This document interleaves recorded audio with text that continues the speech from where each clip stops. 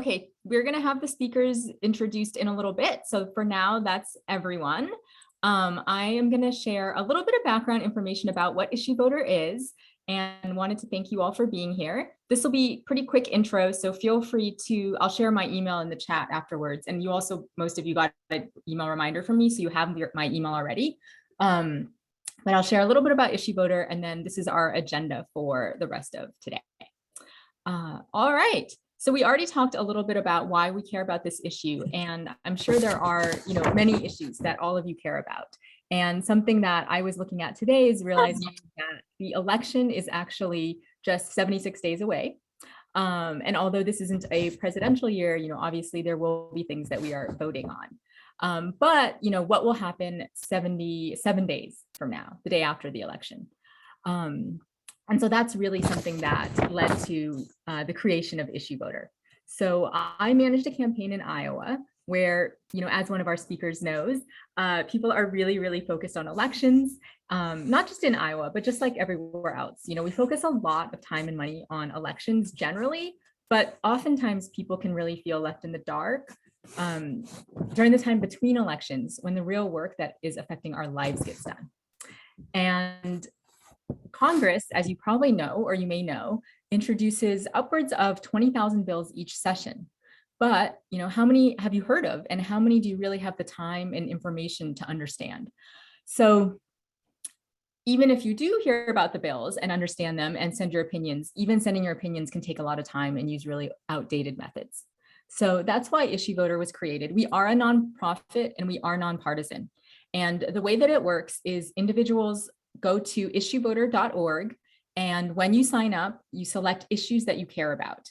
And we then send you an alert before Congress is about to vote on a bill related to one of the issues that you've selected.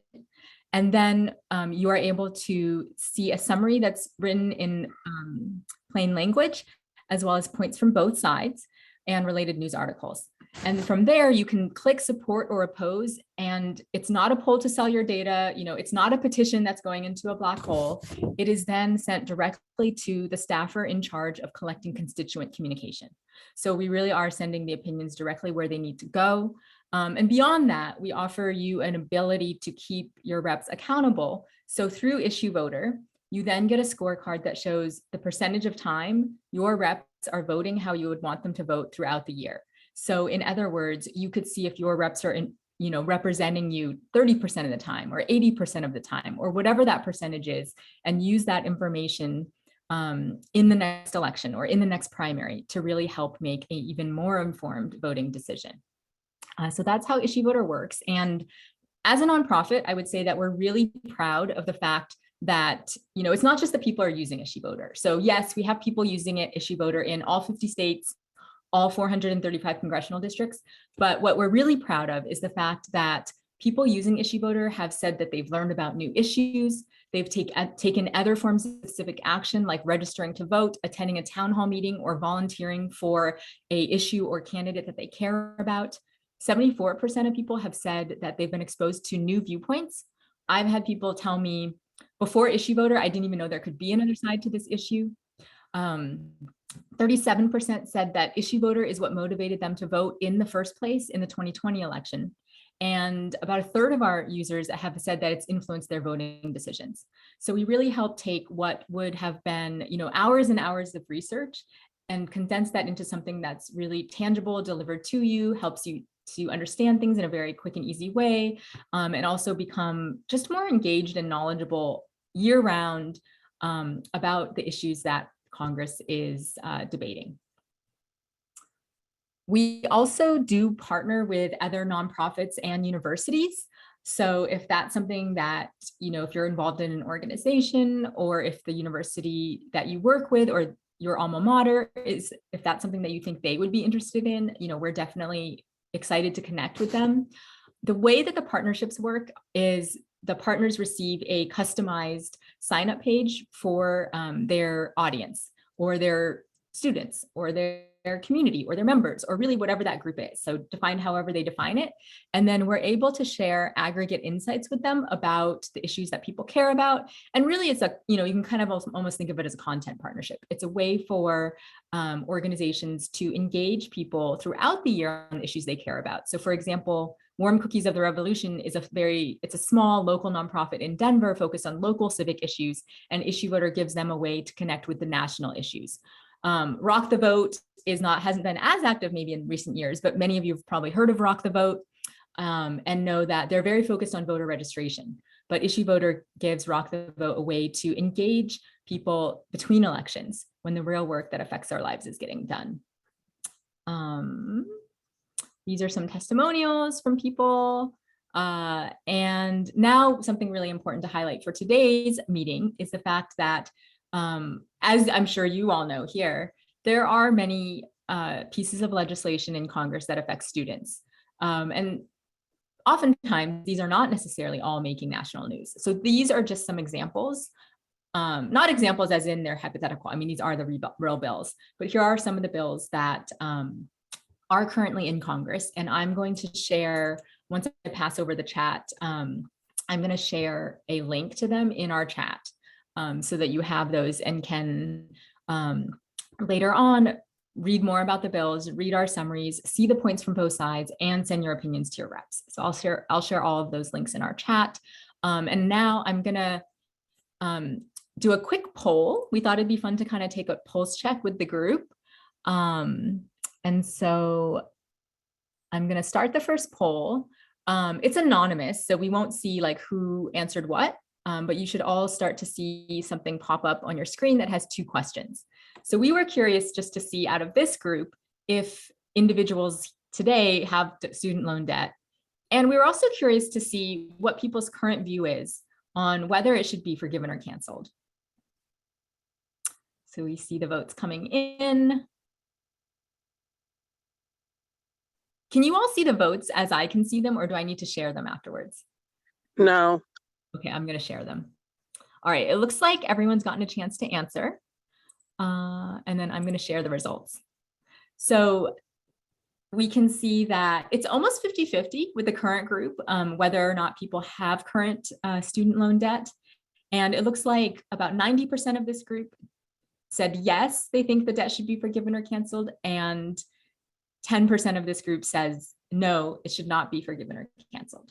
So it'll be interesting to hear from our speakers.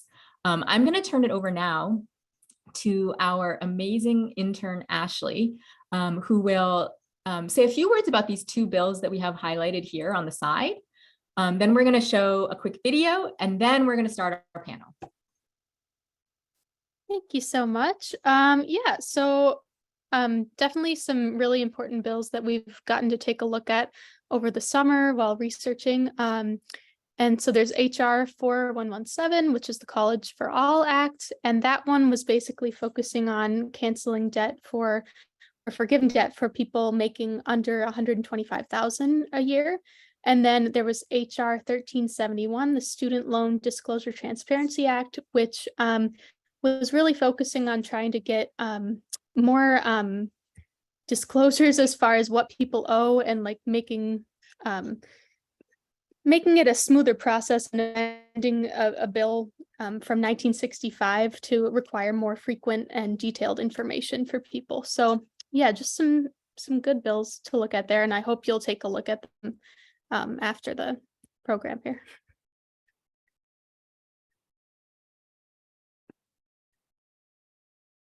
All right, so I just shared those links in our chat, and we're going to share a couple of videos that we found for some quick background before we dive into the discussion. And so these, I think I'm going to just show parts of them, and then we'll still have, I think, hopefully a good amount of time for the Q&A.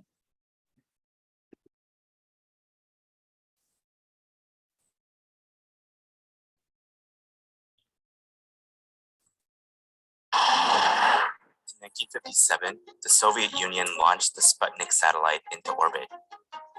It beat America into space, and the US feared that they were falling behind. One of our greatest and most glaring deficiencies is the failure of us in this country to give high priority enough to scientific education.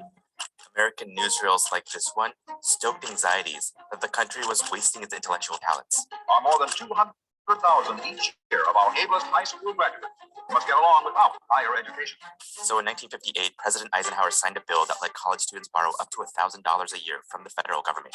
And ever since, student loans have helped more and more people go to college. But as demand for higher education increased, the cost did too. So students took out bigger loans each year. In the early 1970s, the average loan was about $1,000 a year in today's dollars. Now, it's around $7,000 a year. And when you factor in interest, the average person with debt owes about $30,000 when they get their bachelor's degree. If we combine all the student debt Americans currently owe, it adds up to $1.6 trillion. This is a student debt crisis. But what if the government canceled all of this debt? Under the proposal that we introduced today, all student debt would be canceled in 6 months. We are going to roll back student loan debt for about 95% of students who have debt. But $1.6 trillion is a lot of debt to cancel, so it's worth asking, who exactly would this help? The millennial generation was told that the only way they would get the good jobs available is if they received a college education. Tens of thousands, hundreds of thousands, millions, billions of dollars to our students, and it is now crushing them. First, let's look at exactly who owes this money. Each of these bubbles represents about 1,000 households. The bigger the bubble, the more they owe. So first, let's organize the debts by age. Okay, we can clearly see that most of the debt is owed by people in their 20s and 30s. That includes some of these really huge debts held by relatively few people. And since younger people haven't had time to build wealth, it means the net worth of people with student loans are on the lower end. So it seems like canceling student debt would overwhelmingly help younger people who don't have money. But let's dig a little deeper. Let's try organizing the debts by education level. This way we can see what their student loans paid for. The biggest group are those with bachelor's degrees. But the most debt is held by people who either have a master's or beyond, like a PhD or an MD, and they owe a lot of money. But when we organize these debts by household income, we can see that many of these people also earn a lot of money. In fact, the majority of debt is held by people here in the middle class. And these people earn more money because they have an education.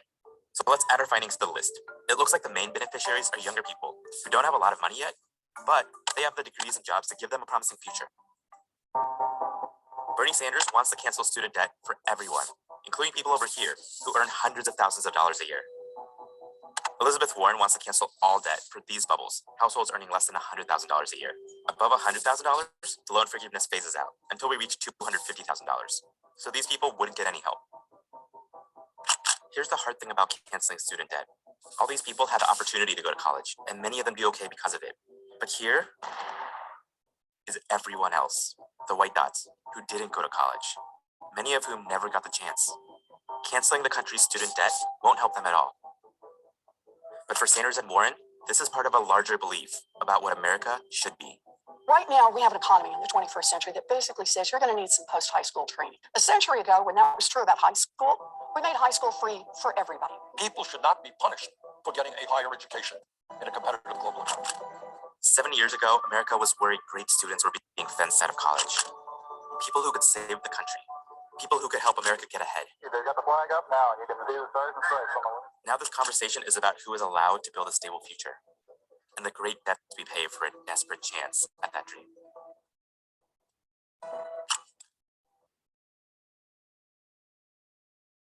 All right, so that's the first video that just gives a little bit of background and context. And then we're also going to share a video that's a little bit more current. And that talks about, it's a little bit more recent news. All right.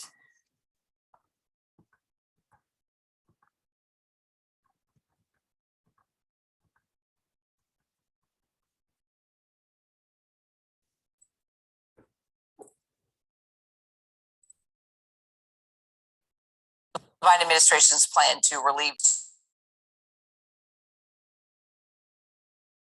would stop the Department of Education's program that offers relief for more than 40 million federal followers or borrowers rather. The Biden administration has already said that the president would veto the bill. It all comes as the Supreme Court is currently deliberating the program. Jay O'Brien joins me now live once again from Capitol Hill. So Jay, moderate Democrats like Joe Manchin, John Tester voted with all the Senate Republicans to pass the provision, right? And then you had independent Kyrsten Sinema who also supported it. So why did those Democrats flip and vote against this priority of the president? Well, it was those two moderate Democrats plus Sinema who really put this over the goal line. So because of those two Democrats, you can call it a bipartisan rebuke of this policy. But what it really is a rebuke, is a symbol. It's a means of the House, which passed this first, and then Senate Republicans, joined by those two Democrats and Sinema, saying to the president that they don't like this plan. And for various reasons. Some have said that it's not legal. Others have said that the tax burden is just too high, that it costs too much money. And then, of course, you've got Joe Manchin, for instance, who talks about the Americans that chose not to take out student loans, that perhaps already paid off their student loans, or chose not to go to college, that are left to, quote unquote, and I'll quote Manchin directly right here, shoulder the cost, he said in a statement, of this plan of the president's. Worth also pointing out, though, those two moderate Democrats, Manchin and Tester, are up for re-election in 2024 if Manchin chooses to run again. Tester has already said he will. And Kyrsten Sinema is up for re-election as well. Also, though, hanging over all of this is the president threatening to veto this. He almost certainly will veto this, and there are not enough votes to overturn it. So it is mainly a symbol because it looks like it's going to get vetoed right there on the president's desk. So what does this mean then for the president's student loan forgiveness plan, and how can it affect the ongoing court challenges it's already facing, including in the Supreme Court? Well, it keeps the status quo where the future of this plan really rests in the Supreme Court. And the Supreme Court expected to make their decision, as you know, Kira, at the end of this month, the early portion of next month. That is what is really going to be the true move going forward for what this plan looks like in perpetuity. This legislation, particularly because the president is going to veto it, is not likely to have an impact there as well. And so all eyes of those borrowers, of the administration, and of the opponents of this plan are still on the Supreme Court. So even if the president acts, those student loan repayments would still be paused under the new debt limit deal, right? So how would that all work? Yeah, this new debt ceiling deal that just passed the Senate last night, as we've been talking about, passed the House on Wednesday. Okay, I'm going to pause it there. And we're going to turn it over to Ashley to introduce our speakers. Yeah, first of all, I just want to say thanks again to everyone for being here. I just have noticed that we've got like a lot of students, people who are seem to be representatives in their districts and areas, and that's really cool. And I didn't know what to expect going in planning this, so it's really cool to see you all here. But yeah, let's start and introduce our speakers. First of all, we have Dr. Kate Paget-Walsh, and she's a debt ethicist and associate professor at Iowa State University in the Department of Philosophy and Religious Studies. She has several published papers on the topic of the ethics surrounding debt and has been featured in Business Insider and Courts. And then we've got Pierce Delahunt, who is a social emotional leftist educator and facilitator, as well as activist. And they hold an MED from the Institute for Humane Education. Their research was a study of activist education programs throughout the country. And they grew up in the occupied Lenape territories of New York and New Jersey and have been featured in the New York Times. And then we've got Dr. Nicholas Jacobs, who is an assistant professor of government at Colby College in Maine. Dr. Jacobs researches American politics and policymaking, and he has published dozens of scholarly articles and book chapters on topics including regulatory reform, school segregation, and economic inequality. He's been featured in Fortune and Forbes, and his latest book, The Rural Voter, will be published in November of 2023. So that's exciting. Yeah, so with all of that in mind, I think I'll just start out by asking the three of you if you could say briefly, where do you stand on the issue of student debt and relief, and what do you see as the path forward to an improved system? And then if you want to throw in anything else about your background for people here. So I think we'll start with Kate, if that's all right. Yeah, sure. Thank you so much for having me. I'm really excited to have this conversation because I think debt in general is something we need to talk about a lot in this country because we're so highly indebted, and student debt is one really pressing case of that's affecting so many people today. So I think it's my view that, federal action is really the way to respond to student debt. And in two ways. I think we need to relieve the debt that's really crushing young people today in a way that older generations just didn't experience. That, you know, older generations did have to take out some debts. I am a Gen Xer, and we had to take out some debt more than the previous generation, but it's nothing compared to what millennials are taking out. And our next upcoming generation, which has been labeled Generation Alpha, they'll be starting in a few years at college. They will also, you know, the trends are not good for them. So that's one problem.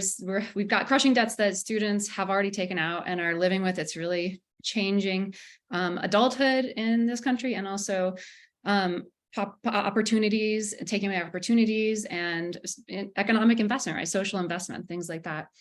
But then also we need to think about the future debt that's being taken out by the students today and by the students tomorrow. And so I think federal action would be is the best way to address both of these problems for all sorts of reasons. But unfortunately, we've got one federal action, the SAVE program that this administration has created, and that's going to help relieve some of the burdensome debts that we see, especially amongst first-generation borrowers and borrowers of color. But we also need to think about how do we address the crisis, the reasons for the crisis itself, the underlying crisis. And why is it that so many people who are not wealthy have to take out debt just in order to get a college education? And so I'd like to see federal action on that, but in the absence of that, our states have been taking some action. And I think that's really exciting. Thank you. I think we'll go to Pierce next. Hello, thank you everyone for being here. Appreciate the invitation to be here for myself as well. I'll try and make this as quick as possible. I think firstly, it's important to understand like what is debt in a framework, right? Contextualize that. And in my mind, debt is one of the things that is a form of social control. The more indebted someone is, the more that the person that they're indebted to can control them and what they do. And that's the vested interest of the state and people to keep that debt going. Because if we have a huge generation of people who are indebted, then they don't get to be free, and they get to be controlled by the people they're indebted to. In fact, the origin of the explosion of student debt in this country comes from Roger Freeman, who was an advisor under both Reagan and Nixon, who warned of the dangers of an educated proletariat, an educated working class. He said, we can't have that.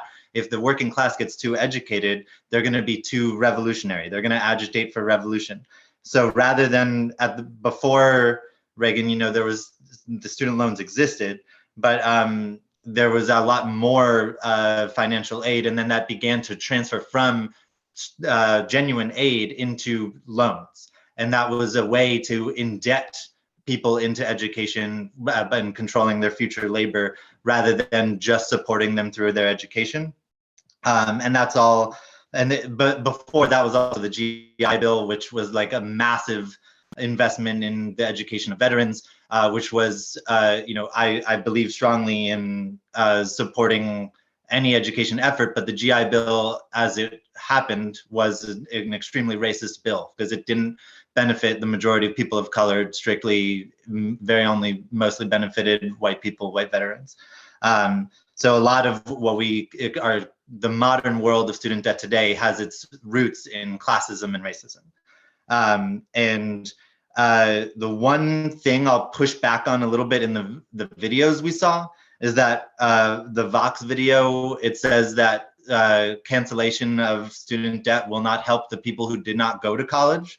And I would disagree with that. I would push back on that because the more that we liberate anyone from social control, the more we liberate everyone.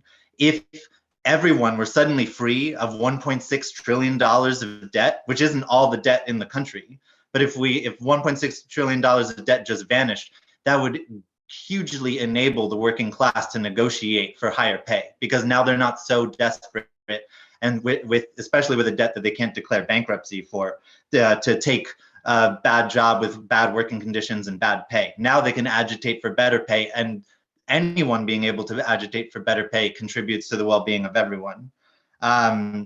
So And then between the two plans that were presented in that video between Warren and Sanders, I'm vastly in favor of Sanders' plan. I don't believe in means testing. I don't believe in creating bureaucracies that say, oh, you need to prove to us how much you make so that we can check it and verify it, and then creates this whole labyrinthine bureaucracy that now we're paying for that, which is, we could just simplify the whole thing by canceling all student debt and providing universal education for everyone. So those are the things I'm in favor of. I'll say one organization doing really good work on debt in general, and also in specific with student debt, is the Debt Collective. I would strongly suggest anyone interested in this work check out their work, and you can look me up on my social media and such. I love attention, so come stop by anytime. Awesome. And I think Nicholas, will have you go now. Well, thank you for the invitation to speak tonight. And I'm thrilled that so many students are here. I know this is a personal issue. It's a personal issue for me. Both my wife and I had to take on debt to attend public state schools. And I'm excited to hear from you all and learn from your perspective. I want to start and just be very clear about the nature of my expertise. I'm not an expert on debt, as you might call an economist. I've not written anything like my esteemed panelists on the ethics of debt. I'm a political scientist, and so I'm largely concerned with process, how decisions are and are not made, and the ways in which those decisions change incentives and behaviors down the line. So I think in the language of incentives.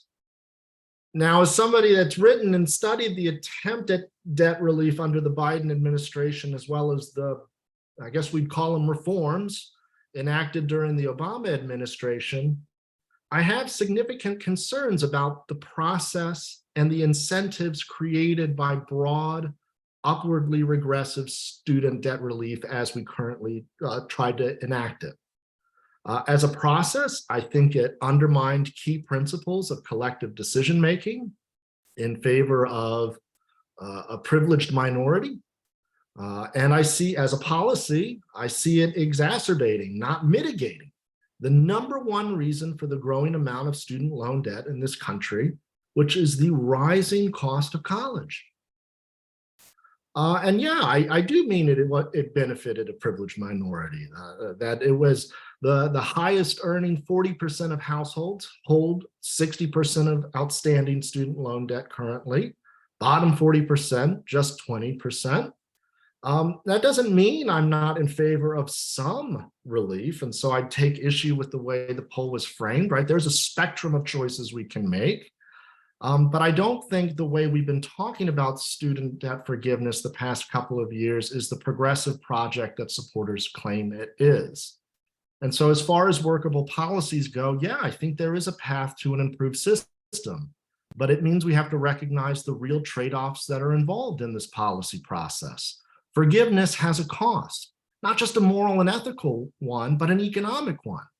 Forgiveness will change the way that colleges and universities will respond to new market incentives. It would also change the behavior of would-be college students. Indeed, as I understand it, overwhelmingly, the evidence suggests that debt relief on the scale that was attempted would increase the amount of debt taken on by students. I wish we lived in the world where everyone could attend an expensive $80,000 a year education for something as unprofitable as a degree in political science. We're not there yet. And regrettably, as the famed scholar Thomas Sowell once remarked, the first rule of economics is scarcity. The first rule of politics, forget the first rule of economics. Occasionally we can remember it, and I'm excited to talk with you all a little bit more about how we could get there. Awesome. So I think the second question is basically, what are your thoughts on the recent ruling in the Supreme Court and some of those more process issues that, Nicholas, you were mentioning with Congress? But I also want to open this up now to make it more like, if Pierce, Kate, Nicholas, if you want to just kind of respond in real time to each other, you can do that as well. And so, yeah, if anyone wants to start or respond, feel free. If not, just let me know what you thought about the recent ruling.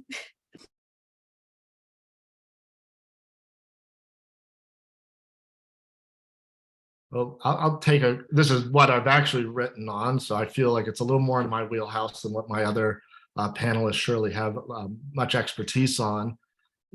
I know it was an unpopular decision given the poll at the start of the event. I think it was the right decision. I'm glad presidents usually have to follow the law. And the law clearly stated that the president may waive or modify student loans. This was not a waiver in the sense that the federal government often might waive various requirements or procedures here or there, such as this amount of time somebody has to wait until they're eligible for a certain program. And this is surely not a modification. This is the enactment of an entire new program. I quite liked the attempt at humor that Roberts delivered us, I think quoting Scalia, that if this was a modification, it was a modification only in the sense that the French Revolution modified the aristocracy. Now, if you're in favor of broad student debt relief, that's one thing, but you could imagine if a previous president decided to modify welfare benefits to the same degree that canceling student loans was supposed to be a modification. Maybe he would have modified Title IX guarantees towards educational equality, or Title I federal aid to low-income schools, modifying it by getting rid of it. So I know it was a disappointment, but I think it was the right call.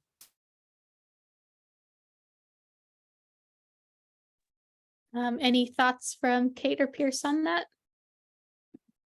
Well, I don't have strong views on the Supreme Court ruling, in part because there are a lot of technical issues that were involved in that.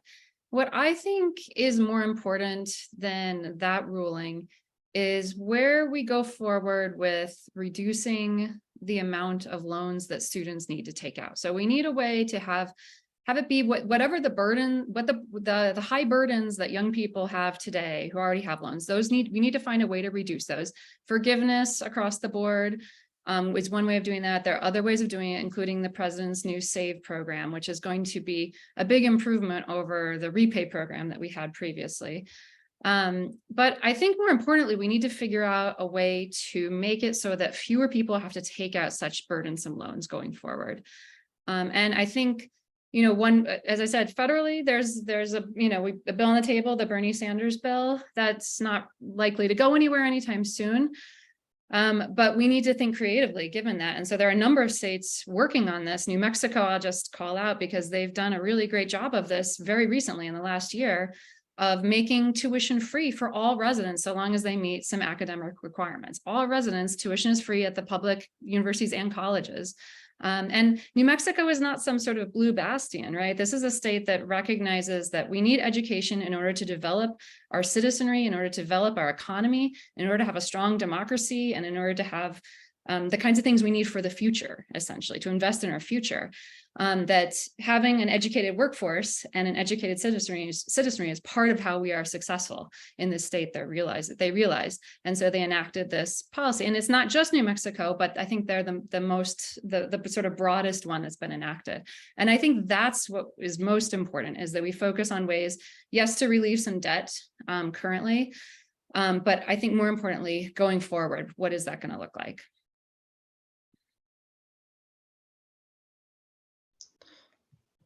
Yeah, in terms of my own personal take on the Supreme Court, I don't hold the respect for the Supreme Court that I think they would ask of me.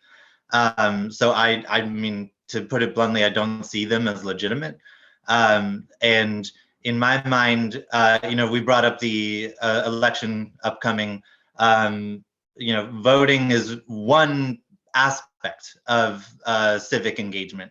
But more than that, we need to be so involved in the political process that we agitate for the things that we want, with protests, strikes, etc., boycotts, mass movement campaigns. And I think we need that for debt relief. It is theoretically possible that the Supreme Court could have ruled in favor of Biden's plan. It's also theoretically possible that Biden could issue an executive order canceling all student debt. And if the working class made sure that no person in power who was abusing that power ever had a dinner in peace ever again, we would see those things happen.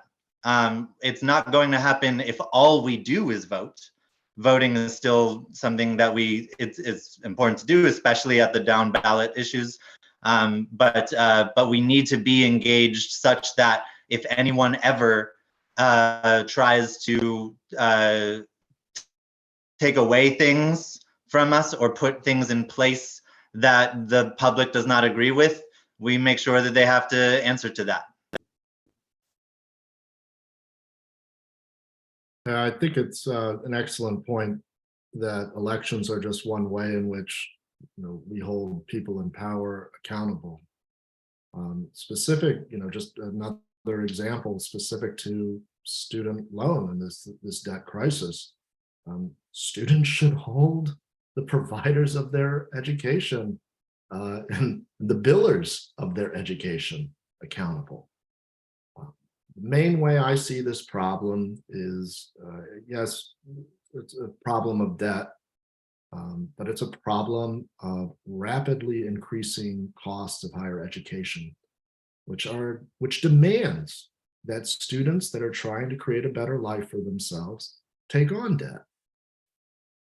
Who is holding colleges and universities accountable when they are raising tuition double, twice in excess of what cuts in state aid are doing?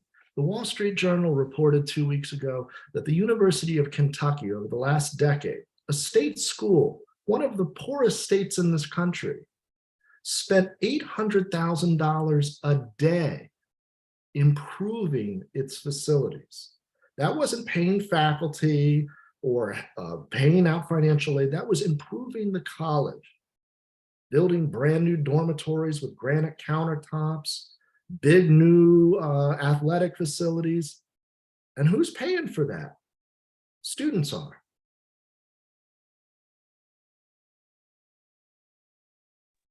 That's a good point. I think now I'll just ask, how does student loan debt affect the broader economy? And I guess what can students do and borrowers do? I know, speaking for myself, I'm in quite a world of debt. I know many people who are. I've got, family members who've been in debt for 20 plus years. And I just think this is a huge issue that I'm so glad we're talking about. But yeah, so how does this affect the broader economy and what can we do? Yeah, there are so many, I'll just jump in here. There are so many studies now demonstrating how the negative effects this is having on people. They're especially concentrated amongst the young, but it's on a whole variety of fronts. So there are all sorts of things that we might hope that 20-somethings are going to do that they are feeling like they can't do because they are indebted, so highly indebted. So they want to do things like save for and buy a home. They want to be able to buy a car. They want to be able to move further away from their parents so that they can take opportunities, and they can't. They feel like they can't do those things. So there's their individual costs. They're also delaying marriage. So they're reporting that they're delaying marriage and partner formation and having children for all these reasons. Or because of debt, things like that. But beyond sort of the personal impacts, this is having broad economic effects. So it's very clear now that data are showing that they're becoming far more conservative in their economic behavior in terms of, are they willing to create new businesses? Are they willing to take risks? As I said, are they willing to move to take a job? Are they willing to try a career that is something different that might take them out of their comfort zone? There's a lot of data showing that this is altering quite a bit. When you're in your 20s, that's the time to try things, to take risks, and yet they are feeling like they can't do that. And I think we're going to be feeling the effects of this for quite a while to come.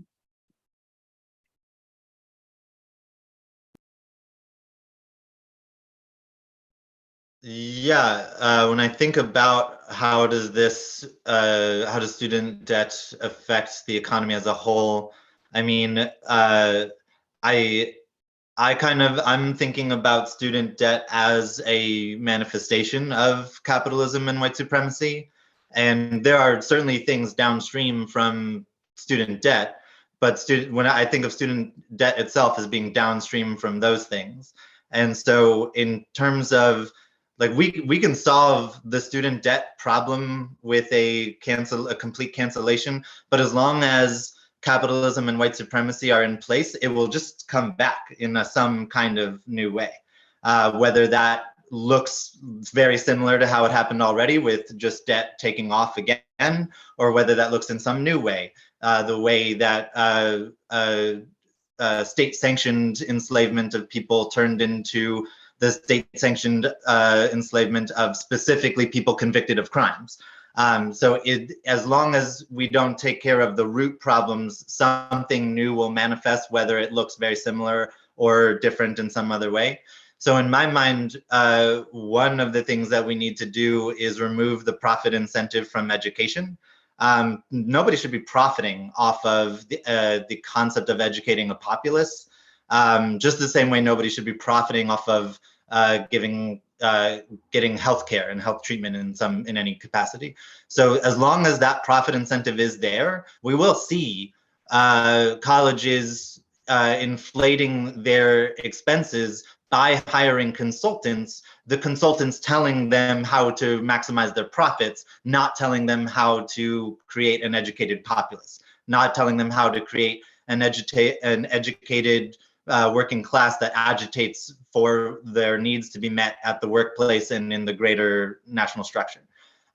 So that's what I see we need to deal with. But the things that student debt is creating is because it is that form of social control. It is hampering the working class from organizing together. It's all divide and conquer, right? People saying, I don't want student debt because I had to pay for my way. That's just dividing the working class. Then you have people who have to take bad jobs with bad pay and bad conditions because they need a way to relieve the pressure of having the debt in the first place.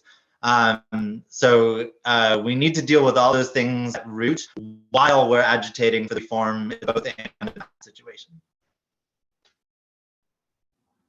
One of the consequences I think we know the least about is how the debt crisis is tarnishing higher education's reputation as a driver for upward social and economic mobility. College attendance rates are down. They were down before the pandemic. They're down after the pandemic. A majority of Americans do not think you need to go to college and get that education. They're not delivering on what they've promised. And instead, they're straddling young folks with debt. Now, it's because costs are so high. I mean, you don't have a debt crisis if the cost of higher education is as high as it is today. So again, it leads me back to why I think the type of broad-based, upwardly redistributive policies that we tried to enact a few months ago is problematic, because I don't view debt relief as anything more than encouraging the same type of bad behaviors that have stuck young people with more and more debt. Targeted debt relief is a different story. Pell Grants, individuals that have been on income-driven repayment plans for a certain number of years. But when you begin to change the incentive structure and make what is already easy money easier, you're not going to solve the problem of rising costs in excess of inflation and state cuts to higher ed. You're going to encourage that very type of behavior. Can I just jump in there and respond to Nicholas for a second? Because I think I agree with you entirely that we need to address the causes of the debt. Why is it so expensive? Why are students being forced, or why are they ending up taking on so much debt? But I think I disagree, I think, with you over what I think you're making is I think you're making a moral hazard argument. So a moral hazard argument is an argument where someone claims that if we enact this policy, if we take this course of action, there's a hazard that we didn't intend, but we're going to create a hazard, which is that people are going to alter their behavior and start doing something more risky because of the policy or the change we enacted, right? So if I'm correct, Nicholas, I think you're making a moral hazard argument to say that, yeah, absolutely. Okay, good. If we forgive debt, if we forgive current debt, this is going to sort of make future borrowers less responsible, something like that. And I think that is just incorrect. And the reason I think that is, and I think there's data that supports this, but I'll just speak from my own experience. The students I interact with at the public school that I'm at, the public college I'm at, they are already working really hard. They're often working jobs all summer. They're working 20, 30, sometimes more hours a week all year long while they're taking on these 18 credit hour semesters. And they're much more practical than I was when I was in college 25 years ago. As what I see amongst them is that they really feel like they're forced to take on student debt loads because the money they're making in these jobs is not enough to cover their tuition. They're not taking out more than is necessary. They're just taking out what they need. And so I think the idea that they would become more reckless somehow just because the debt was forgiven, I don't see a lot of evidence for that. What I see is that they're in a position of really feeling they don't have any other options, and they're doing everything they can to reduce the debt as it is. They seem to me far more practical than students were in the 90s when I was in college. They seem to have a much better idea of the repercussions of this and the risks of taking on debt. And so I'm skeptical of this idea that there's some serious moral hazard coming up if there was a debt relief enacted. If I can respond. So it is a moral hazard argument, but I have a different actor specified. The moral hazard is on the part of educational institutions themselves. The situation that students find themselves in is tragic. And when this is a part of a different debate, but when every signal we send young people is that to make it in this world, you got to go and get a 4-year degree, they're going to do whatever they can to get it, including putting themselves in the situation of massive amounts of debt. But I'd say the moral hazard argument largely concerns educational institutions that have every incentive to continue to raise tuition in excess of cuts to state aid and inflation. And I think we have all the data we need. We've made money easier to enter into this marketplace. We've made money easier throughout the 2000s. So in some of the data, right, and your own work that you cite cohorts that went to school in 1995 and 30 years later still haven't paid off debt. That was only $200 billion of debt in 1995 in the market. We're at 1.6 trillion right now. And we got there by making it easier and easier and easier to borrow because, and that made it easier and easier and easier to raise tuition rates. So I see the moral hazard on the side of the administrators, if it were. Always fun to beat up on administrators. And if there's just two more groups, I'll get to it quickly, that I also think we need to bring in the conversation. And it's tough to get data on these people because they exited the market or they took a different market decision. There are folks that will never go to college, will never make that decision, and will statistically make less in earnings over their career. We don't know what their potential would have been, and they made a choice not to strap on debt. They're going to shoulder real costs, and they're going to shoulder real costs also in reduced government spending on other programs as well as inflation.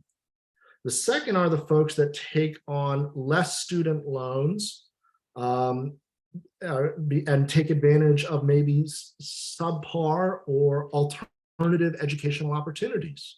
And we don't know what their earnings down the line would be.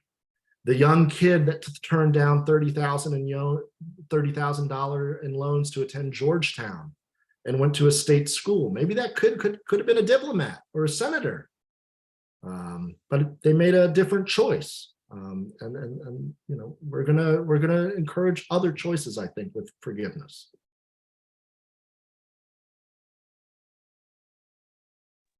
All right.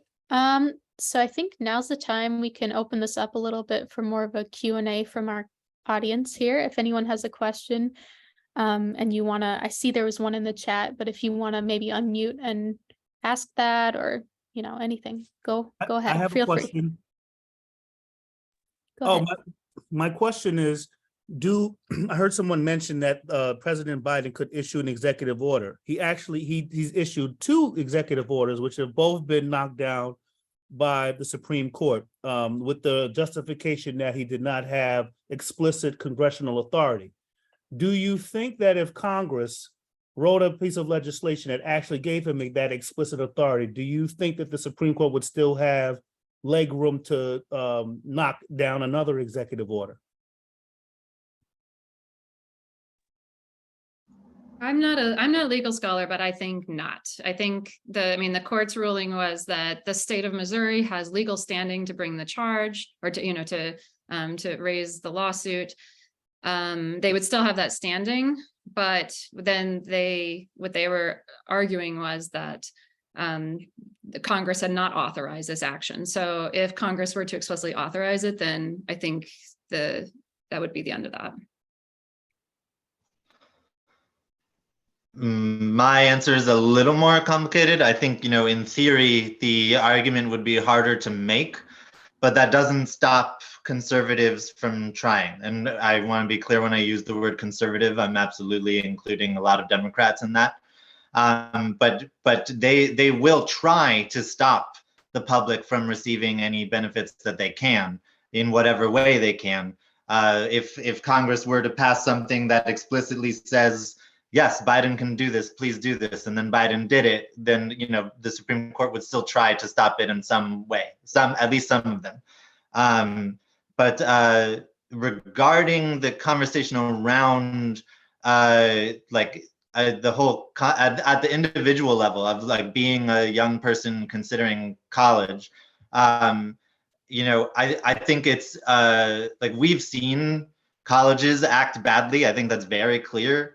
The fact that colleges were still charging the same amount, but giving a remote education is an injustice. I don't understand how a debt jubilee would reward the colleges. It's a reward to the students, and the colleges are the ones who are out without that money, at least depending on how the jubilee happens. It could be out like the state lender or however.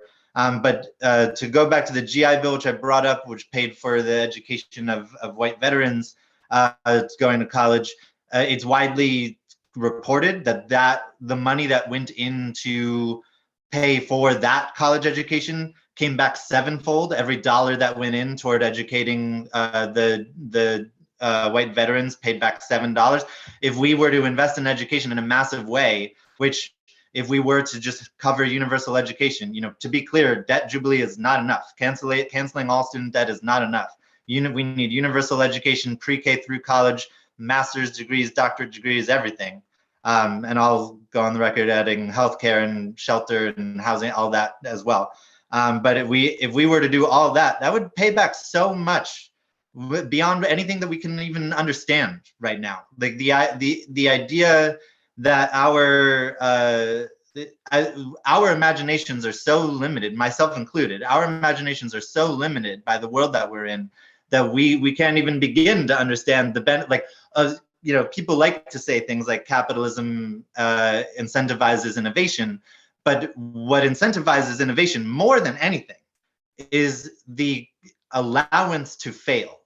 And failure is an integral part of the process of innovation. You will not innovate if you are not allowed to fail. But failure is also a privilege that not everyone has. If my failure means that I'm $100,000 in debt, I'm not going to take that risk. Capitalism does not incentivize risk in that way, right? You know, if you can get as much financial aid as you can, and you can go to college and get it without putting yourself in a massive amount of debt, all the power to you. If you can't, if the situation that you're in is that you can't, I strongly consider not going to college. And I say that as a person who did go to college without debt. So, that's my privileged position. But I don't want people to enter into a form of social control that they can't escape.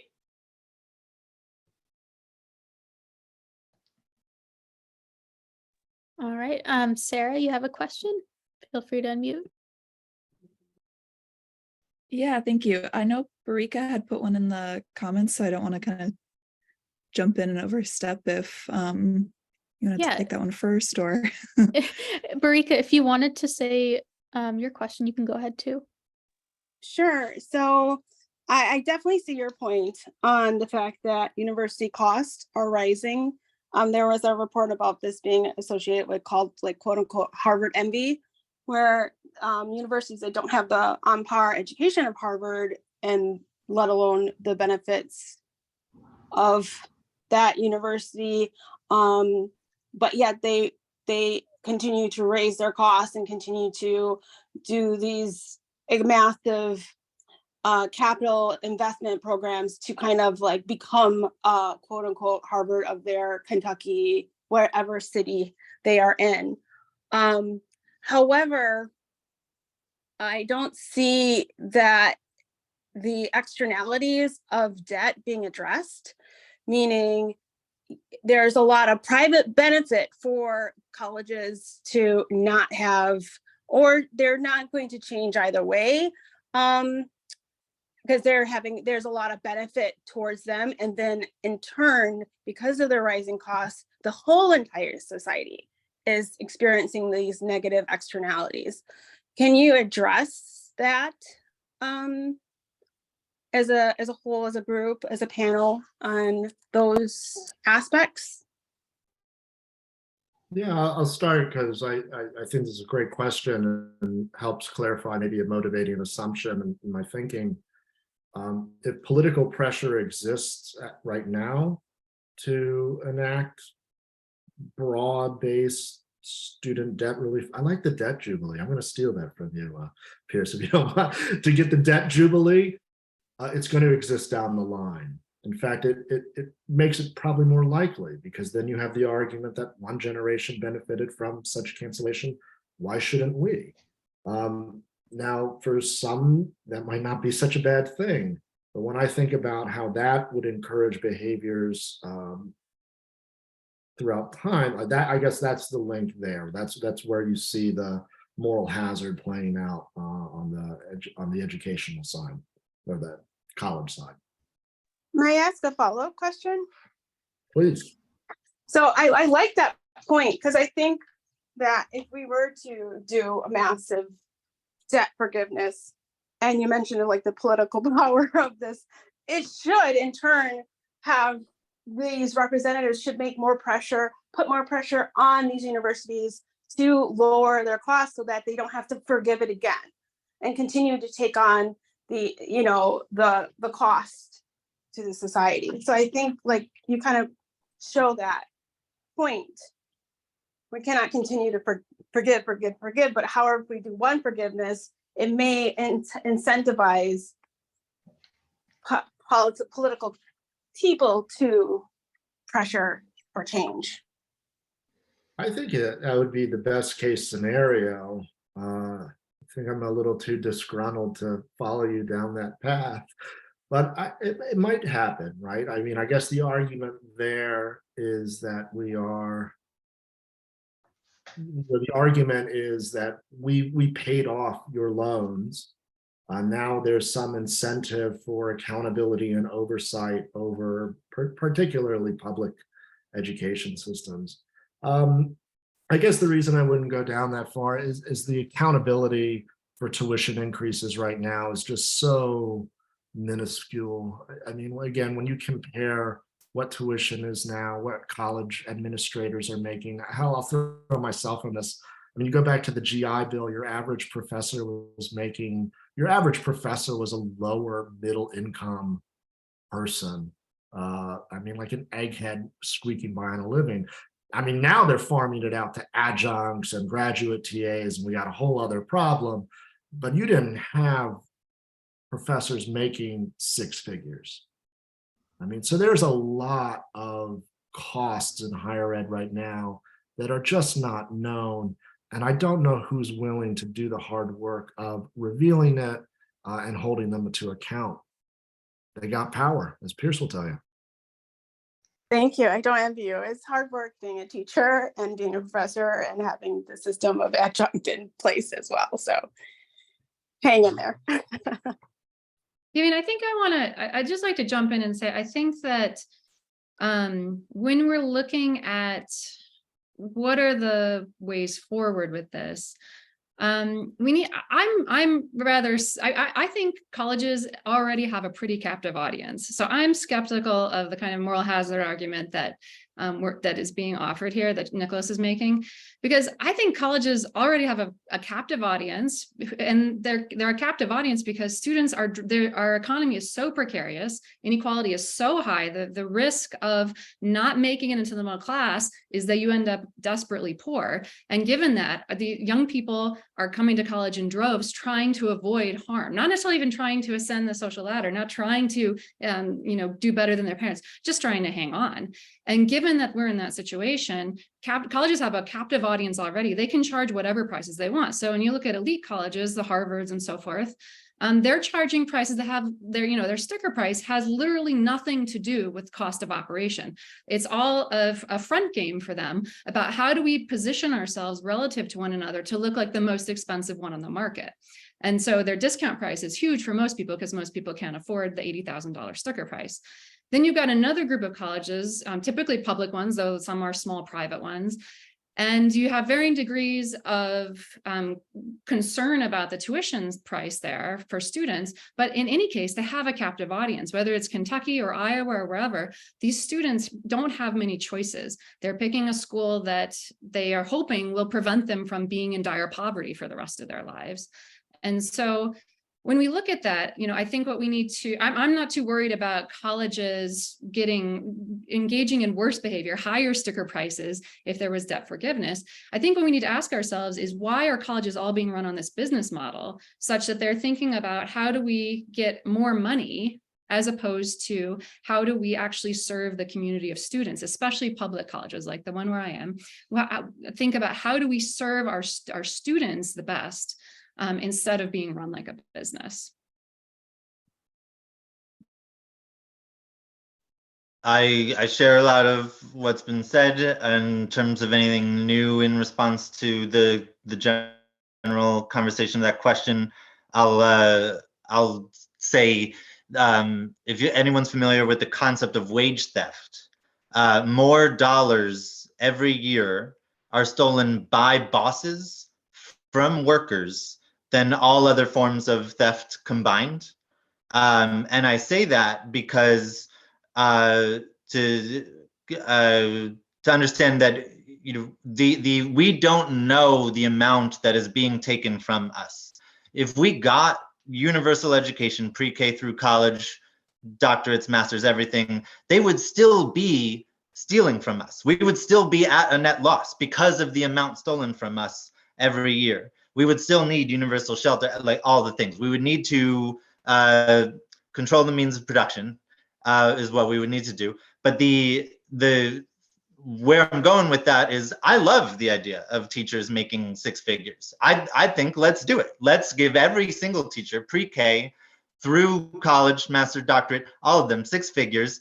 And maybe if we had a dangerously educated working class, we would have weapons manufacturers who were not making six figures, who were broke. I would love to see that world.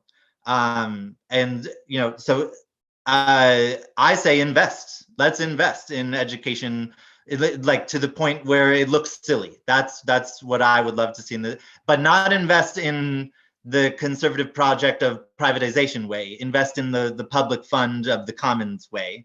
And we absolutely can, but there are people who are working against it because they are because they want social control, even though all of the benefits for everyone would actually benefit everyone, including the people who would accumulate less wealth and power over other people.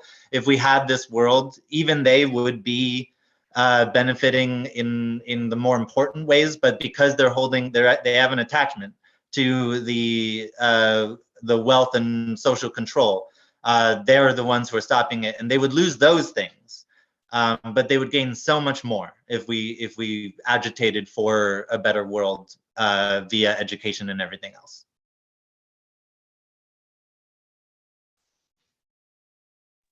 All right, thank you. I think, Sarah, did we get your question yet? Or No, if if there's still time to ask, that would be Maria, great. should we keep going? Yeah, if the presenters don't mind, I think this has been a great discussion. I'd love to keep going for a little bit. Just a little bit. I gotta put my chickens away though. It's not a euphemism. I really got to put my Oh, this is great. Thank you all for staying on, and yeah, I really appreciate your time. This has been such an interesting discussion. Kate, I really appreciated what you said earlier about, I know I put it in the chat, but just changing adulthood student debt is something that I feel myself individually grappling with, and I know many of my peers are too. And my question is around, I guess, the tension I and my peers feel internally between a topic like student debt relief and then our civic responsibility, I guess. So I'm really just asking for any general advice about how to be a responsible constituent and civically minded person while also feeling the tension of an issue that, you know, affects me and my peers on a personal level. I want to do both. I want to, you know, balance something that feels important to me with, doing something societally correct and responsible. So long-winded answer of, any advice or tips on how to be more civically minded with personal issues such as this one. And thank you for your time.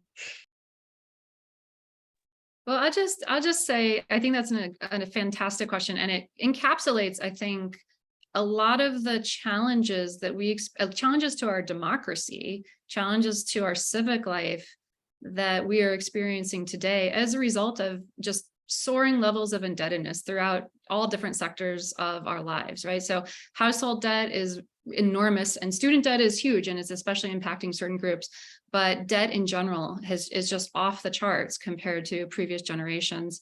And the problem is, when I'm in debt, and especially if it's debt that I'm worried about, will I be able to pay it back?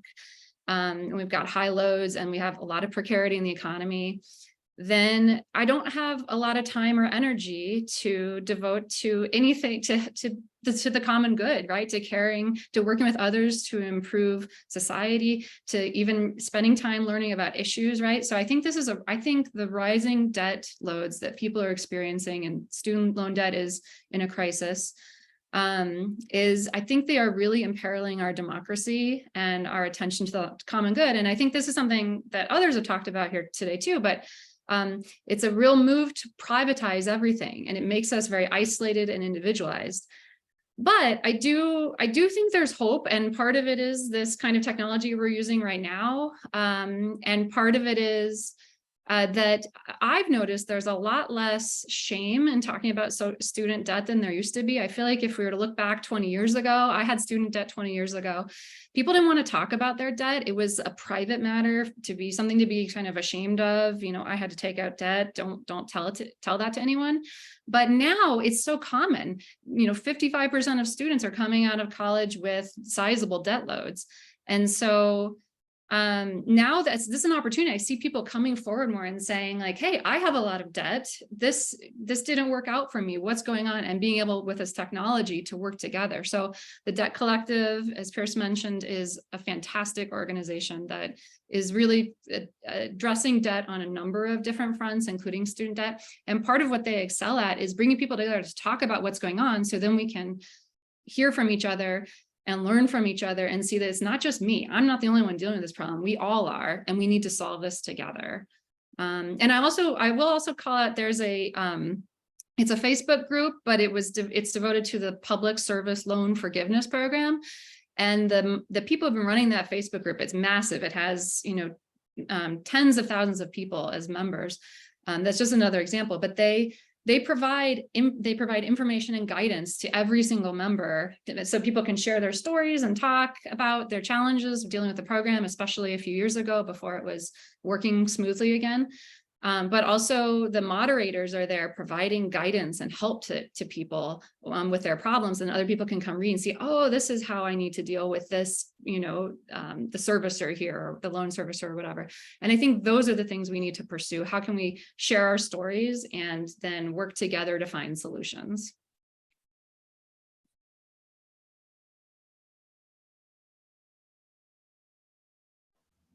I'll say love this question. Thank you for this. Resonating with a lot of what was just shared.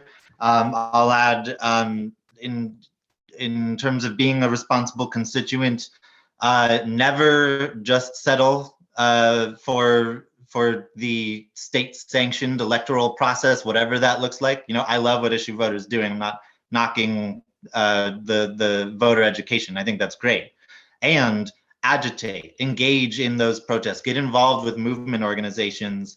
And as you do that, listen to and center those who are most affected. Spare the majority of your generous listening for those who are the most affected, the organizers, the people of color, gender nonconforming, trans folk, etc., poor and working class folk. Center those most affected. Spare the majority of your pushback for those who are working against them.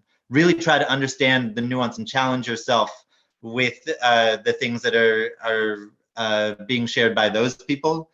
And I think one really important thing I want to name here in a conversation around student debt, where we've already mentioned Supreme Court decisions, the Supreme Court's decision to strike down not all of, but almost all of the race-based affirmative action.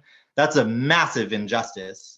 But I think it's extremely important to name that they did not choose to strike down all race-based affirmative action.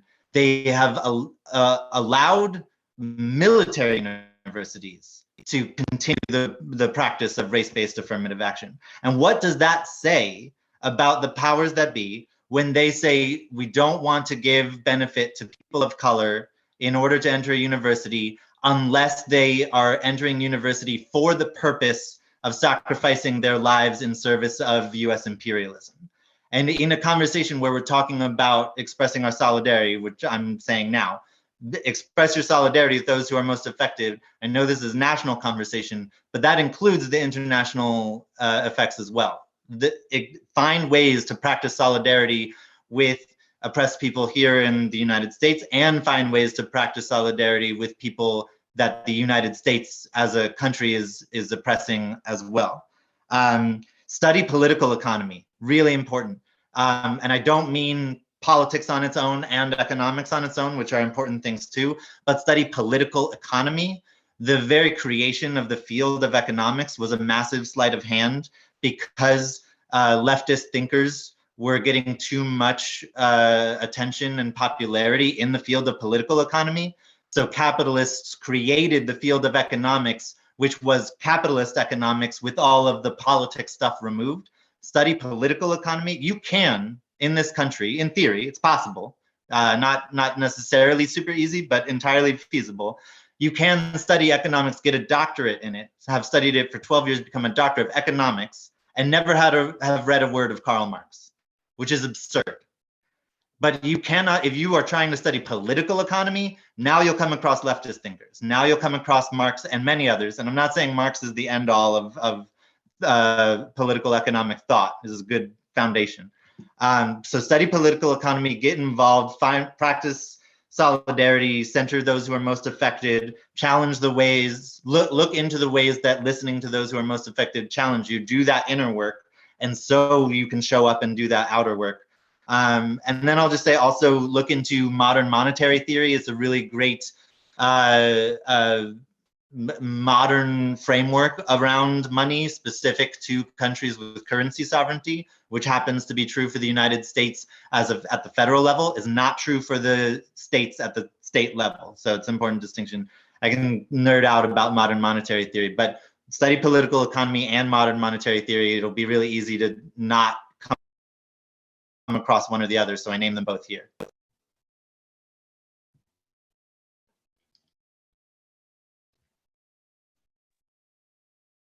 All right. I don't know. Do we have any other questions or just any final statements to finish things off? I think this would be a good place to end. Oh, never mind. Oh, sorry. I'm sorry to put my children to bed. We're a little too over for me. I'm gonna have to depart. Thank you all so much. Thank you. Thank you all for speaking and attending. Yeah, thank you so much. This has been a great conversation. Thank you, everybody. Thanks for your time. It was great to meet all of you. And thanks everyone for attending and for your great questions. Yes, another thank you for me for being invited and for having the opportunity, and for everyone showing up. Thank you very much. Much gratitude.